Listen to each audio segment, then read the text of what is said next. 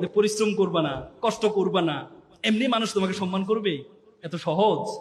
আমরা সবসময় বলি, আমরা একটা হাদিসের কথা, তকদির কখনো পরিবর্তন হয় না। কপালে যেটা আছে সেটা, কপালে যেটা আছে সেটা।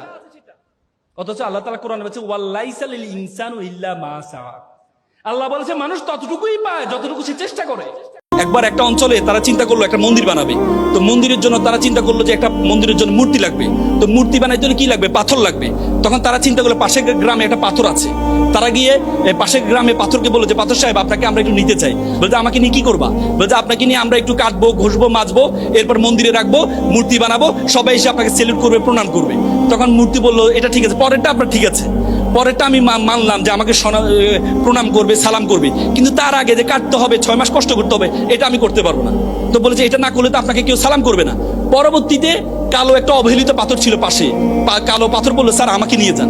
তোমাকে স্যার আমাকে কাটেন, ঘষেন, মাজেন, কোনো সমস্যা নেই। পরে এই কালো পাথরটাকে নিয়ে এই কেটে ঘষে 6 মাস ঘষে তাকে মূর্তি বানালো, মন্দিরে রাখলো। সবাই এসে নারিকেল ভাঙে, পানি ঢালে, প্রণাম করে, সালাম করে। তো পরে মন্দির কর্তৃপক্ষ দেখলো বিশাল একটা লাইন হয়েছে। লাইনে সবাই কি নারিকেল নিয়ে দাঁড়িয়ে আছে।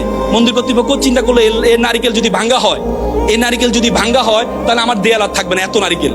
তখন তারা চিন্তা করলো তাহলে একটা পাথর লাগবে। ওই সাদা পাথরের কাছে গেলে, পাথর সাহেব আপনার একটা কাজ পেয়েছি, কোনো কষ্ট নাই, কোনো পরিশ্রম নাই। কি কাজ? বলতে আপনাকে শুধু আপনার গায়ে নারিকেল ভাঙবে। তো চমৎকার কাজ, তাহলে আমাকে নিয়ে যাও। পরে গিয়ে তাকে মন্দিরের মুখে রাখলো, সবাই এসে নারিকেল ভাঙে আর পানিটা নিয়ে ওই যে কালো মূর্তি, অবহেলিত মূর্তি, তার গায়ে ঢালে। তখন সাদা পাথর চিন্তা করলো হাইরে, কিন্তু তোরে সবসময় মানুষ অবহেলা করতো, আমার সাথে সেলফি তুলতো, তোকে কেউ পাত্তা দিত না, আজকে সবাই তোকে সালাম করে, প্রণাম করে, আর মানুষ আসতে যেতে আমাকে লাথি মারে। তখন আবার কালো পাথর বলে দেখো স্যার, তুমি আজকে দেখতে পাচ্ছ মানুষ আমাকে সম্মান করছে, প্রণাম করছে, কিন্তু আমাকে যখন কাটা হয়েছে, আমাকে যখন ঘষা হয়েছে, আমি সহ্য করেছি বলেই আজকে মানুষ আমাকে সম্মান করছে। তো সুতরাং তুমি যদি মনে করো পরিশ্রম করবে না, এমনি তুমি বড় হয়ে যাবা, তাহলে তুমি কখনো সেটা সম্ভব না। এজন্য পরিশ্রমের কোনো বিকল্প নেই। আমার মনে আছে 2014 সালে আমি ভারতের মধ্যপ্রদেশ ইন্দোরে একটা সাউথ এশিয়ান ডিবেট কম্পিটিশন অংশগ্রহণ করার জন্য আমি ঢাকা বিশ্ববিদ্যালয়ের হয়ে আমি এই প্রতিনিধিত্ব করেছিলাম সেদিন। সেখানে যাওয়ার পথে আসার পথে একটা মুম্বাইতে আমাদের একটা ট্রানজিট ছিল। সে মুম্বাইতে আমরা একটা চিড়িয়াখানা দেখতে পেলাম। সেখানে নাম হচ্ছে ডারউইন চিড়িয়াখানা। সেখানে বানর ধরার প্রক্রিয়া দেখাচ্ছে। একটা খাঁচার মধ্যে কিছু বাদাম রাখা হয়েছে, আর বানর আবার বাদাম পছন্দ করে, কলা রাখা হয়েছে।